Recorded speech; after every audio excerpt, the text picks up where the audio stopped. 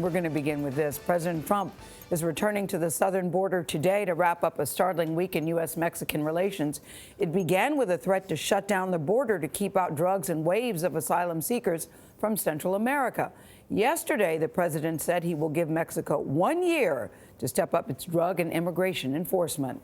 That reprieve came with the threat of penalties on cars and other products imported from Mexico.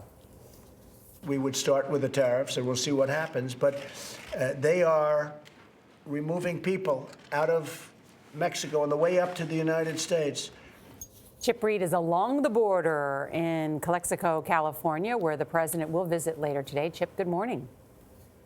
Well, good morning. The president will take a tour of the wall, which you can see right here, and the border crossing, which is down that way a few hundred yards. The president says that ever since he issued his threat to close the border completely, Mexico has done a better job slowing down the flow of people across the border. So for now, at least, he's changed his mind about closing it.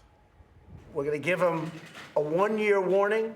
President Trump isn't shutting down the border, at least for now. And if the drugs don't stop or largely stop, we're going to put tariffs on Mexico and products, in particular cars. And if that doesn't stop the drugs, we close the border. That's a far cry from President Trump's urgent language last Friday. And if they don't stop them, we're closing the border. They'll close it, and we'll keep it closed for a long time. I'm not playing games. He had been ramping up calls for Mexico to crack down on illegal crossings. If they don't, and I'm telling you right now, we will close the damn border. About $1.7 billion of goods and services flow across the border daily, according to the U.S. Chamber of Commerce. And the potential economic impact worried even his allies. Closing down the border would have potentially catastrophic economic impact on our country. There would be a lot of unintended consequences. Closing legal crossings at the border would be devastating. The president changed his tune on Thursday. And I will say this, that Mexico in the last 4 days has really done a great job. I don't think we'll ever have to close the border. Though he tried to walk back his 1-year deadline within the span of a day. So the border stays open at least for a year? No, I didn't say that.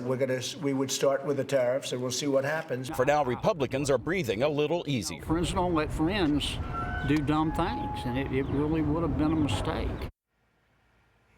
Now, what the president will see today is exactly the kind of state-of-the-art border wall that he wants. Razor wire at the bottom, razor wire at the top, 30 feet tall, slats so you can see through it, but it's going to be billions of dollars and a very long time before the entire border looks like this. Anthony? Some scary-looking stuff, Chip Reid. Thanks, Chip.